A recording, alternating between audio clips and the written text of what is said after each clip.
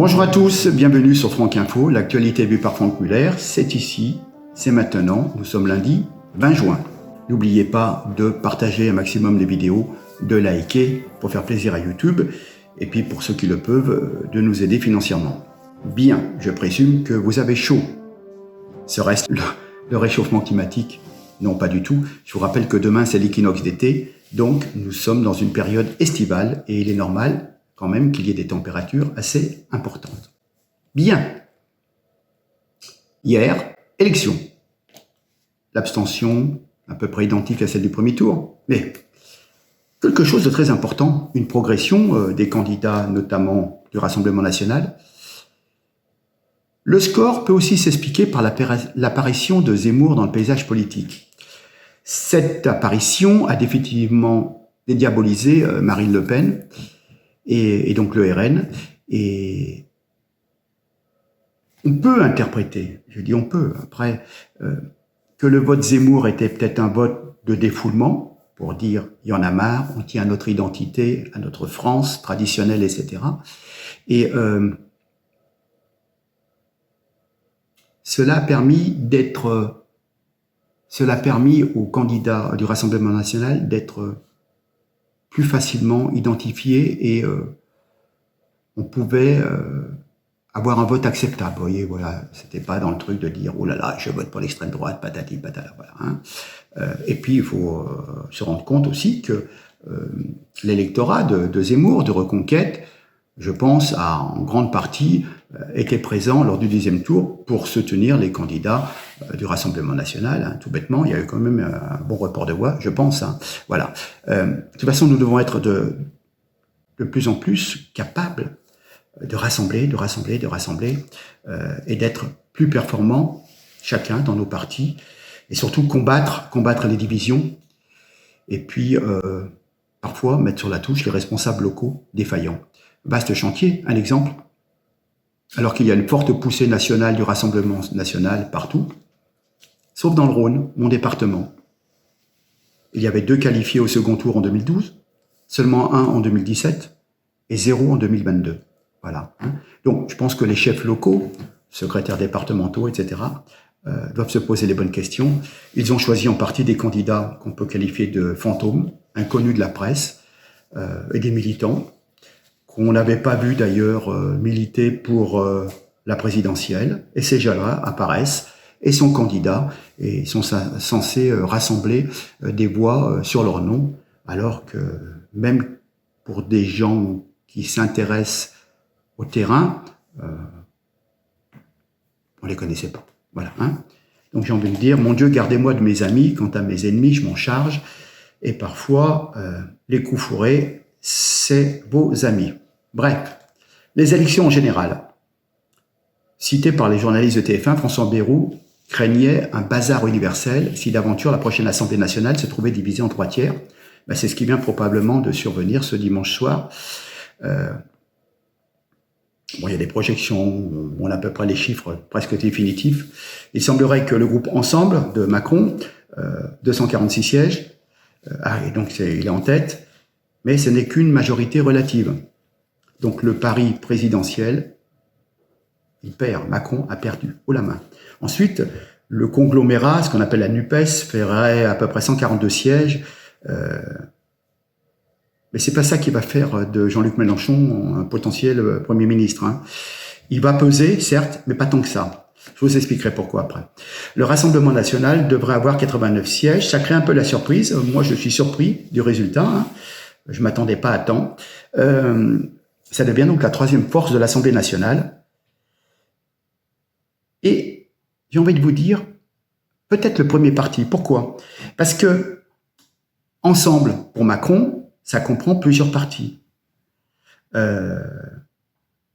NUPES, ça comprend aussi plusieurs partis. La France Insoumise, le Parti communiste, les écologistes, etc., etc. Voilà. Hein.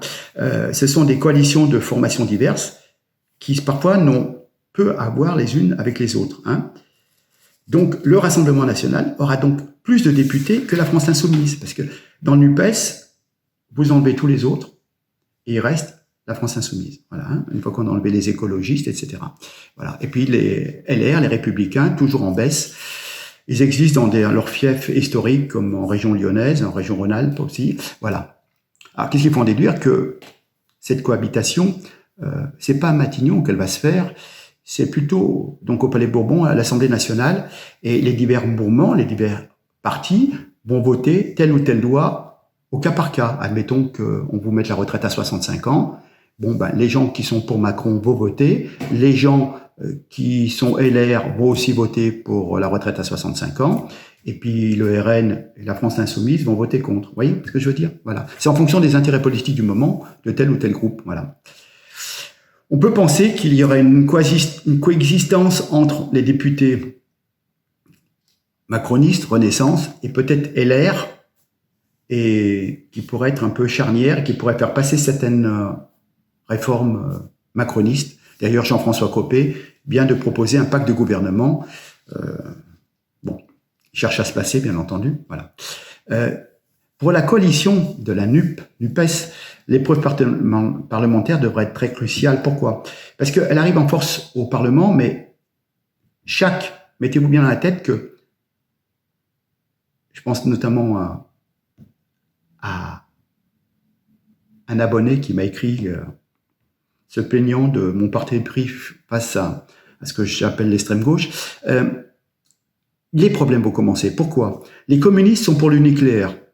Les écologistes sont contre.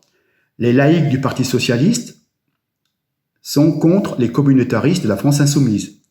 Il y a des féministes d'un côté, il y a des islamo-gauchistes de l'autre, il y a les partisans du mariage homosexuel, il y a ceux qui sont pour le burkini. Vous voyez ce que je veux dire? Donc, il y a un agglomérat de choses, mais il n'y a pas une seule idée directrice. Voilà. Hein. L'avenir est plus clair pour le Rassemblement national. Ils ont réussi à mettre de côté l'offensive Zemmour. Qu'est-ce que ça va donner dans le futur? Je ne sais pas.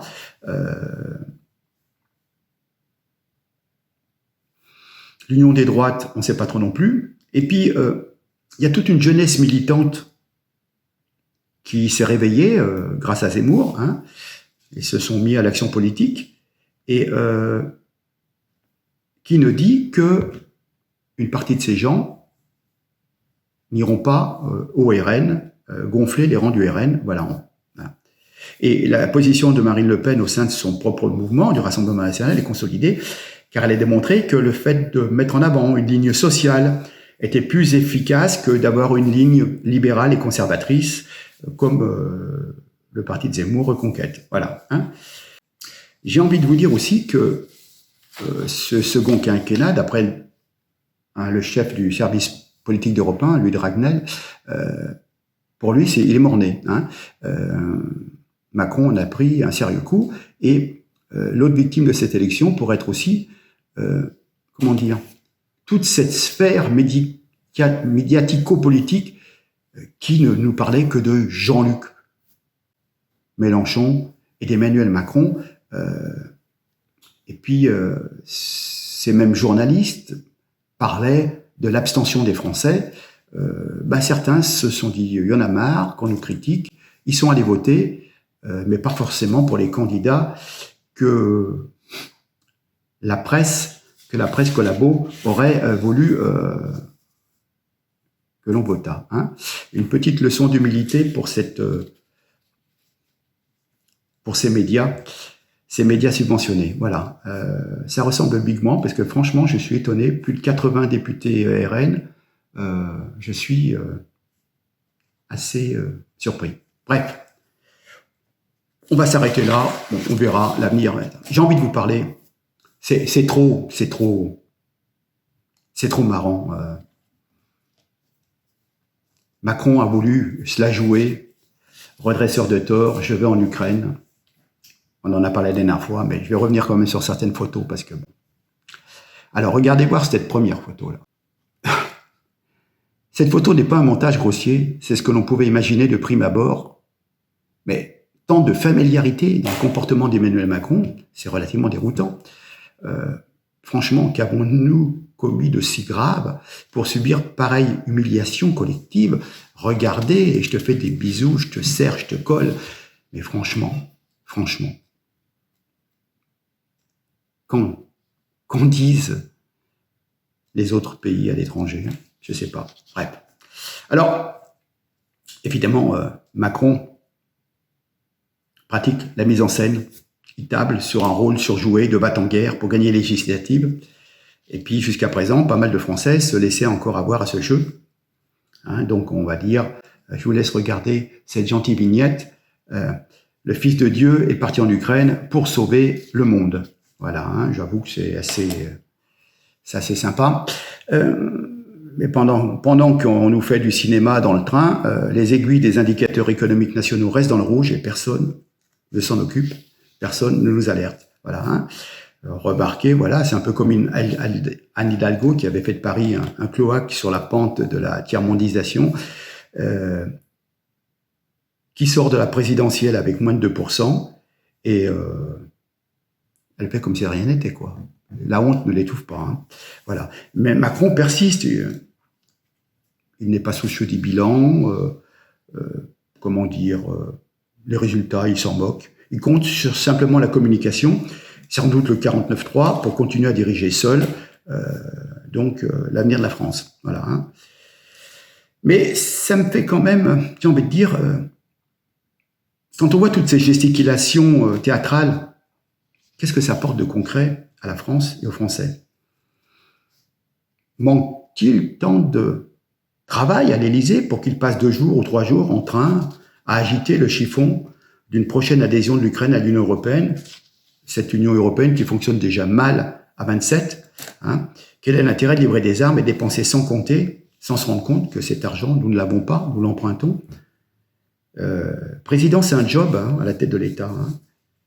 Et pour l'instant, les résultats de la nation France ne s'améliorent pas du tout. Alors, oui, Zelensky reçoit Macron et toute la clique, franchement. Alors, je vais revenir quand même. On va analyser, s'il vous plaît, 2 photos. 2 comédiens guignols qui sont devant les objectifs. Macron, l'air guerrier, regardez bien, mâchoire serrée, le regard dur.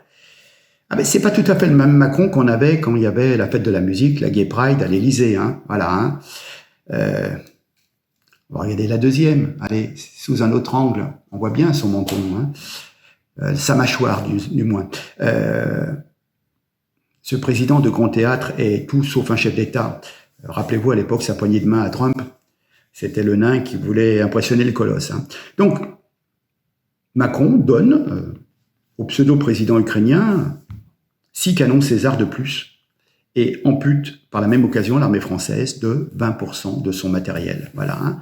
Cette guerre n'est pas la nôtre. La France, plus que jamais, a besoin de ses finances, de son argent pour aider avant tout nos compatriotes qui sont dans une situation de plus en plus difficile. Et il faut terminer avec cette politique du vide, cette politique de la communication, cette politique spectacle. C'est dans des temps si durs, si compliqués, franchement, il y en a marre, il y en a marre. Alors, je vais terminer avec quelque chose de très très sympathique. Voilà. Rappelez-vous toujours des roucoulades, Macron, c'est des roucoulades, je te prends dans mes bras. Alors, j'ai l'impression que c'est la fin d'une idylle et le commencement d'une autre. Fini les roucoulades avec yeux dans les yeux, avec, comment il s'appelait, Justin Trudeau, c'est ça, le Premier ministre canadien. Regardez bien, c'est la fin d'une histoire d'amour franco-canadienne. Et oui, maintenant c'est Zelensky qui compte. Et Justin, pour Trudeau, pleure toutes les larmes de son corps en pensant à Emmanuel Macron qui ne se préoccupe plus de lui. Voilà, je voulais terminer avec un sourire. Et puis voilà, ma foi, en attendant la suite des événements, en espérant que ce monsieur ne nous entraîne pas dans une guerre, mais en tous les cas, franchement, tout est fait pour nous entraîner dans une paupérisation, dans une faillite complète au niveau monétaire aussi. Je pense que la rentrée va être très très compliquée au niveau financier. Et on va nous demander des efforts de plus en plus, en nous disant que c'est de la faute des Russes, parce qu'on a été obligé d'aller aider l'Ukraine. Je pense que ça va être compliqué. Bref, si on n'est pas obligé de se vacciner d'ici là. Bref, allez, je vous laisse. Il y a plein de bip, bip, bip. Je vous laisse, je ne veux pas vous imposer ça. Je vous dis à très bientôt. pour de nouvelles aventures. Merci. N'oubliez pas, partagez. Allez, à bientôt. Au revoir. Le petit supplément du jour. Ils nous disent l'inflation, c'est à cause de la guerre. Si tu regardes la liste des produits qui ont augmenté, tout est fabriqué en Ukraine, visiblement. Hein. Je me dis, mais pourquoi c'est cher ça? Ah, c'est à cause de l'Ukraine. C'est de la moutarde de Dijon. Ah, oui, mais c'est Kiev, Dijon. C'est jumelé, c'est jumelé. Je dis alors, c'est la Russie ou l'Ukraine qui va gagner? C'est Carrefour. Non mais c'est bien fait, hein, parce qu'ils disent aux gens, attention, les prix vont augmenter parce qu'il va y avoir une pénurie. Les gens, ils entendent pénurie, ils disent, oh, il faut qu'on stocke. Ils stockent, il y a une pénurie, le prix augmente. Tiens, wesh. Et le train de l'arnaque desservira les gares de Grosse Douille City, de Carotteville et son terminus, Bourg-les-Sauniers.